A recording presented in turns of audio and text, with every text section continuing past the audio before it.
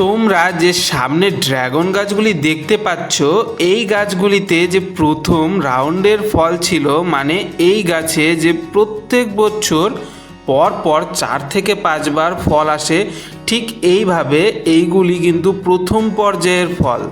এই ফলগুলি পাকার পরে লক্ষ্য করলে দেখতে পারবে এই জায়গাতে ছিল, আমি তুলে নিয়েছি। তোলার পরে এখন দেখবে যে তোমরা আবার পুনরায় নতুন করে ফুল আসতে শুরু করে দিয়েছে।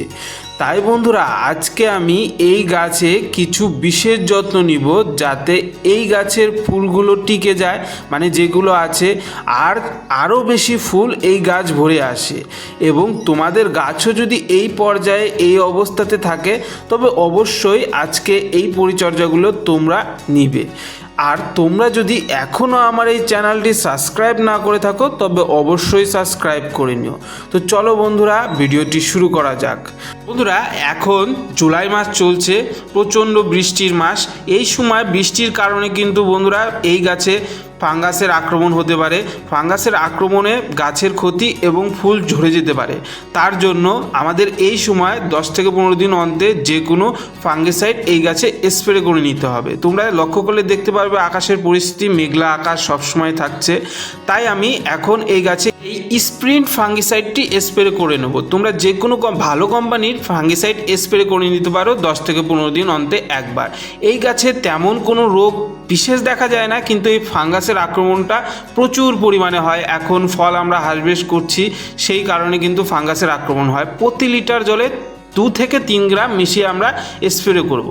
এই যে তোমরা লক্ষ্য করলে দেখতে পারবে আমার গাছে কিছু ফল পেকে আছে, এগুলো আমি তুলিনি, পরে তুলবো দেখে রেখে দিয়েছি।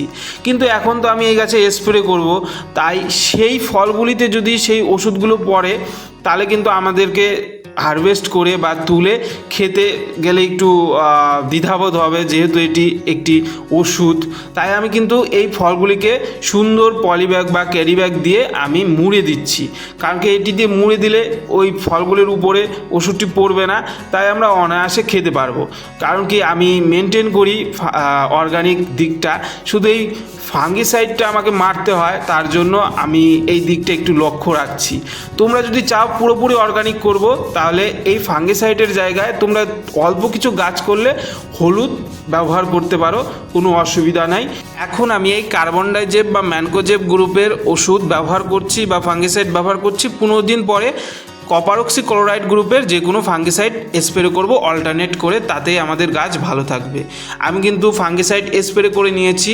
আর যদি পিঁপড়ের আক্রমণ থাকে তবে অবশ্যই তোমরা হলুদ গুঁড়ো বা নিম তেল ব্যবহার করবে, তাতেই পিঁপড়ে চলে যায়। আর বন্ধুরা, এই ফুলগুলো তোমরা দেখতে পাবে যে একটু ছোট ছোট আছে, আর একটু বড় হলে মানে মোটামুটি 2-3 দিন পরে এই গাছে একটি ভালো মানের মাইক্রোনিউট্রিয়েন্ট আমাদেরকে স্প্রে করে নিতে হবে। আজকে আমি এই গাছে মাইক্রোনিউট্রিয়েন্ট স্প্রে করছি না।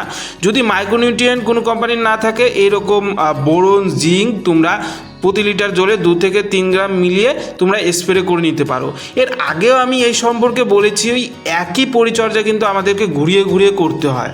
আর এখন বন্ধুরা, এই গাছে যেটি বিশেষ দিক লক্ষ্য রাখতে হবে, যা আমরা উপরে তো খাবার দিলাম, কিন্তু এই গাছের গোড়ায়ও আমাদেরকে খাবার প্রয়োগ করতে হবে। তো কেমন খাবার দিব আমি আগেও বলেছি তোমাদেরকে, এই যে যখন ফুল আসে এই গাছে, তখন কিন্তু এই গাছে নাইট্রোজেন জাতীয় খাবার একটু কমিয়ে দেব। একদমই দিব না তা নয়, একটু কমিয়ে দেব। এই যে আমি কিন্তু এই সারটি, এই অর্গানিক সারটি ব্যবহার করছি। এর মধ্যে কি কি আছে? সর্ষের খোল, কলার খোসা, কিছু সবজি এবং তার সঙ্গে ভার্মি কম্পোস্ট বা পচা গোবর আমি মিশিয়ে রেখে দিয়েছিলাম 10 থেকে 15 দিন। তারপরে কিন্তু এই ঘোলটি আমার রেডি হয়েছে। এখন আমি এই গাছে এই সারটি দেব প্রতি লিটার জলে, মানে প্রত্যেক লিটার এই খোল জলের সঙ্গে কিন্তু 10 লিটার জল, মানে প্লেন জল মিশিয়ে আমি এই গাছের গোড়ায় দিয়ে থাকি 15-20 দিন অন্তে একবার। আমরা যেহেতু ছাদে এই গাছ করছি বা অল্প পরিচর্যার ফলে এই গাছ হচ্ছে আমাদের, তাই তেমন বেশি কিছু আমাদের প্রয়োজন হয় না। এই কয়েকটি পরিচর্যাতেই আমাদের গাছ কিন্তু খুব সুন্দর হয়ে যায়। আর যারা বাগান করছে তারা তো বিভিন্ন রকমের ওষুধ ব্যবহার করে। আর তোমরা যদি চাও এইরকম পচা জিনিস বা খোল সার বা এইরকম জিনিস তোমরা যদি ব্যবহার না করতে পারো, তাহলে এই গাছে এই সময় 10-26-26 প্রত্যেকটি টবের গোড়ায় 1 চামচ করে ব্যবহার করলেই কিন্তু তোমাদের এই গাছের সম্পূর্ণ পুষ্টি পেয়ে যাবে। এবং তার পাশাপাশি যে কোনো ভালো মানের মাইক্রোনিউট্রিয়েন্ট তোমরা এই গাছে এই সময় ব্যবহার করবে। বিশেষ করে তোমরা মাসে একবার তো মাইক্রোনিউট্রিয়েন্ট ব্যবহার করবে। তোমরা লক্ষ্য করলে দেখতে পাবে আমার প্রত্যেকটি গাছের গোড়ায় কিন্তু আমি দিয়ে নিয়েছি। এখন যে এই গাছের এই যে ফুলগুলো আছে, এই ফুলগুলোতে যে খাবার বা যে পুষ্টির প্রয়োজন, সেই পুষ্টি কিন্তু সম্পূর্ণ আমার এই সার বা আমি যে পরিচর্যাটি করলাম বা আগামীতে করব তোমাদেরকে বললাম, তার ফলে কিন্তু হয়ে যাবে। এবং এই যে ফুলগুলো আসছে তা কিন্তু বেশিরভাগ টিকে যাবে।